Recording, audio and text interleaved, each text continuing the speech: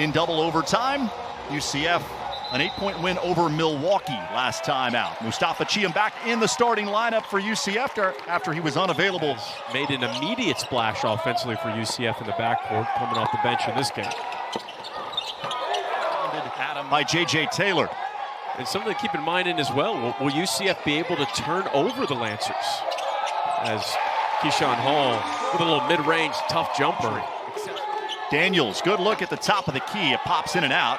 Rebounded by Kendall Coleman. Musa, a wide open three. That one also in and out.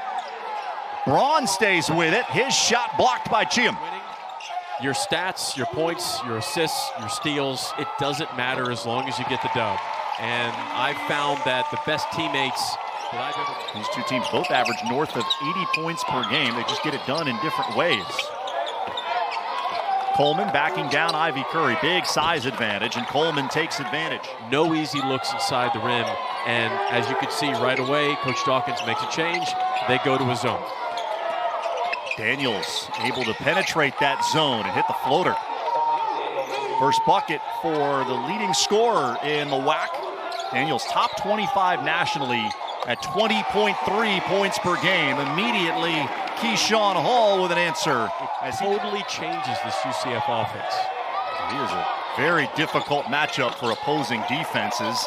Late in the shot clock, Daniels able to get to the rim and bank it in. Dior Johnson starts the break for UCF. Ivy Curry, nice catch by Chiam. A little bit off balance as he went up. He had his...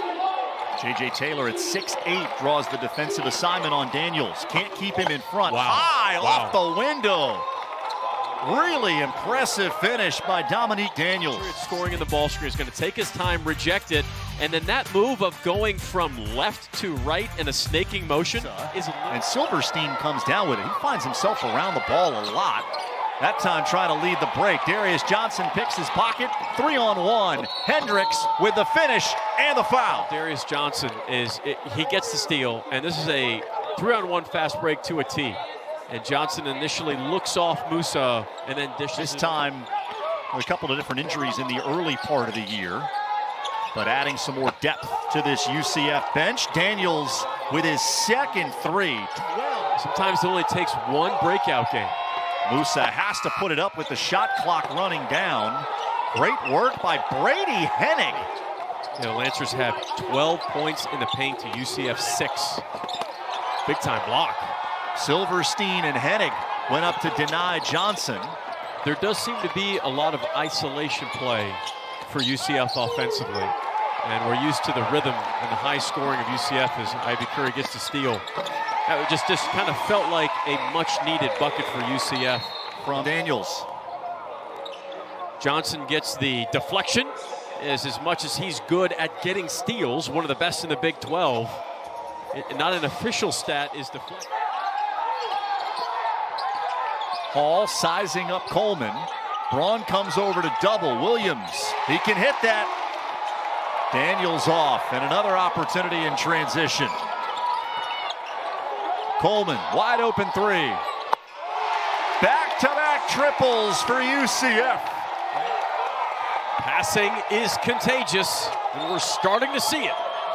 A 10-0 run by UCF. Daniels all the way in. Coleman up top. Good looking release. Kendall Coleman shooting it near 60%.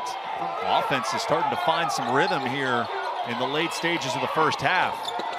Daniels to the left, and he's able to finish. Ivy Curry off a screen from Chiam. Darius Johnson has to hoist it and hit with the shot clock expiring. His team into playing with more energy. His first made three doesn't happen without Ivy Curry being patient and unselfish, drawing multiple help. Coleman 1 of 2. It's a 7-0 run for UCF. Daniels back out there. Hesitation and finish. Man, how good is he? I expect them to throw multiple looks at. You have to confuse scores and make scores second guess themselves. Great post position. A.J. Braun able to finish. There's that very impressive from the Lancers, but running into some trouble with his UCF defense. A lot of it spearheaded by Darius Johnson. Drops that great alley-oop. Coming off those two fantastic games at the Acrisure Classic in Palm Springs. Johnson forces his way inside on Daniels.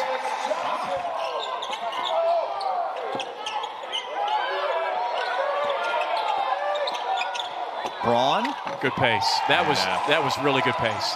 Reclassified to the class of 24 and has had a huge impact on UCF through the first 7 games. Johnson again into the paint and off the window.